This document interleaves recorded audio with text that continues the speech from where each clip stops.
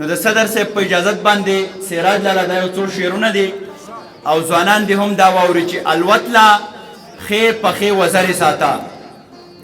الوتله خې پخې وزرې ساته د بزدلانو نه ځان لرې ساته د ساهو خلکو نه خنجرې ساته او په بدتمیزو پسې زغرې ساته د ساهو خلکو نه خنجرې ساته په بدتمیزو پسې زغرې ساته پښتونه دغه کوټه سپي پرانځه کور کې آزاد څوک کونترې ساته او اجي صاحب شابسې څلور واده کا او بیا دا ټولې مرورې ساته اجي صاحب شابسې څلور واده کا او بیا دا ټولې مرورې ساته د لوی کریم په ځمکه مینه ویشه خوله کې خبرې ملغلرې ساته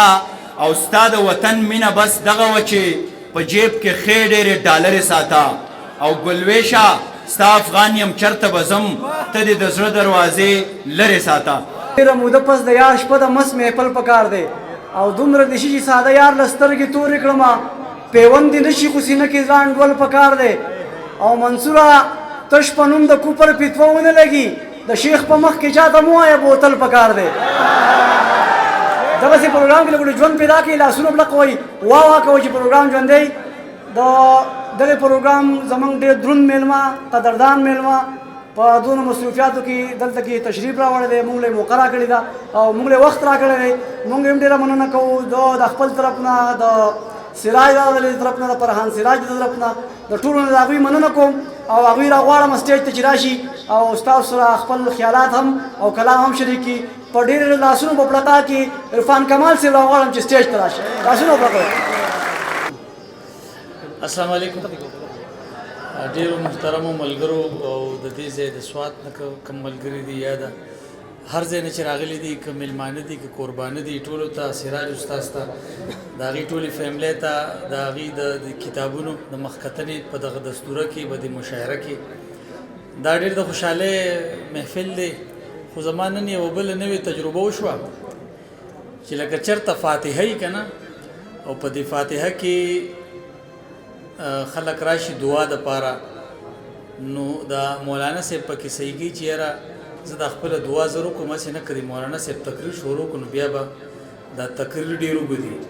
نو دا په دې مشاعره کې زما تجربه وشوه چې دا مقالې نه دا خلک داسې تښتي او داسې تیارېږي چې لکه دا ورته هغه دعا ښکاري خو بهرحال دا شاعرانو په محفل کې خو به دې خبرو ته او دې دغه ته ځان ټینګوي ناست پی او په ځان کې به بردباري پیدا کوي ځکه چې دغه مقالو نه ډېرې خبرې زده کېږي دا څنګه چې تاسو دا کم شعرونه اورئ نو د دې شعرونو بنیاد دغه مقالې چې دغه مقالې تاسو اورئ تاسو ذهن کلو شي بیا په شعر باندې هم ښه پوهېږئ څه د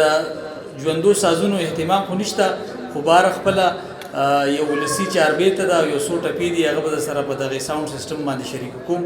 ډېره مننه خبرې نه کوم دغه څو شعرونه چې تا څومره زړونه روغ کړه څومره وران لونګدانې تا څومره زړونه روغ کړه څومره وران لونګدانې چا ولیدې یو څوک دی په ارمان لونګدانې ما نه مني څوک دلته کې ساده به د پښتون ما نه مني څوک دلته کې ساده به د پښتون ما نه مني څوک دلته کې افغان لونګدانې او راووتمه بس دغه ایله د میکدې نه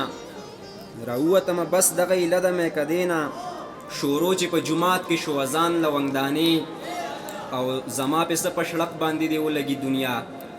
زما په څه په شړق باندې دی ولګي دنیا زما خو دی پکار صرف روحان لونګدانې او دغه څو شعرونه چې ښکلاګانې د ښکلا باندې واده شي ښکلاګانې د ښکلا باندې واده شي دا نغمې د په خوا باندې واده شي زه په دغه جینۍ مړ یم مسلمانه دا هندوه د په ما باندې واده شي زه په دغه جینۍ مړ یم مسلمانه دا هندوه د په ما باندې واده شي او دا دنیا خو به دنیا راوړي دنیا ته دا دنیا که په دنیا باندې واده شي او ننو دا منظر به هم وینم خدایا ننو دا منظر به هم وینم خدایا چې هغه به په رښتیا باندې واده شي او د یو ښکلې پیغلې ګل ګل ځواني وخوري د یو ښکلې پیغلې ګل ګل ځواني وخوري دلته داسې یو بلا باندې واده شي او دا تیاره تیاره ذهنونه به روښان شي دا تیاره تیاره ذهنونه به روښان شي که د علم په رڼا باندې واده شي. ډېره مننه. حمزه مننه که د چا خوښه یې او که نه د شیطان سره مې خبرې کړلې او هغه خو به خامخا وایم نیازک خان لالا سالار صاحب او زما یو څو شاګردان دي هغه به ما په توجه اوري نو هغې نه مخکې یوه ټپه د دې شیشو په ذریعه باندې افسر افغان ته رسول غواړم وې زما یارۍ ته به ټینګ نه شي زه د اتو ګزو نه یو کمیس کومه راځمه شیطان سره مې خبرې کړې وې شیطان راته لګیا شو په قصو او فلسفو کې په ناز او په نخرو کې د غرور په لوی نشو کې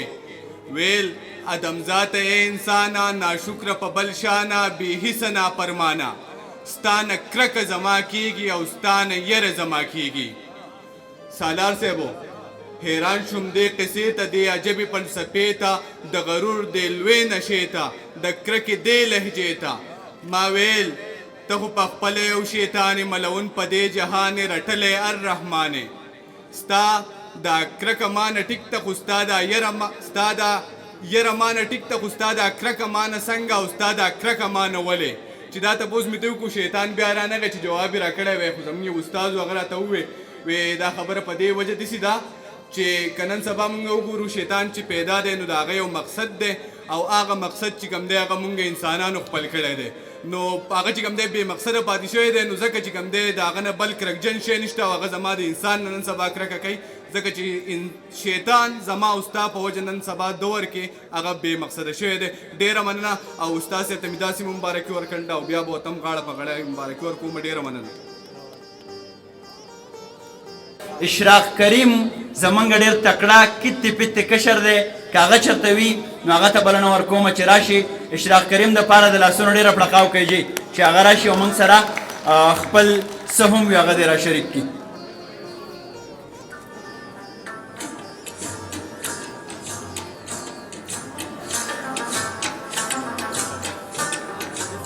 په نامه د هغه رب مې ابتدا ده په نامه د هغه رب مې ابتدا ده چې زه د محبت سره اشنا کړم بیا درود په هغه لوی هستی وایم چې ذکر په یاسین او په طه کړم د ټولو نه اول ستا او د ټولو راغلو ښاغلو ملګرو ډېره زیاته شکریه ادا کوم او ډېر محترم افسر افغان صاحب چا چې ماله دلته د ویلو مقرره کړه سټیج ته چې هر څوک هم راغلي څه په تیارۍ باندې راغلي پتې به ورته خو زه بلکل ناڅاپه راغلی یم او څنګه ناڅاپه رانه لاړې دغسې ناڅاپه د خدای راولم مینه او یو څو شعرونه به وایم خپل شعرونه مې لیکلي چې خدای خبر ولې نن جانان مې وجني خدای خبر ولې نن جانان مې وجني په خندا نه خو په خفګان مې وجني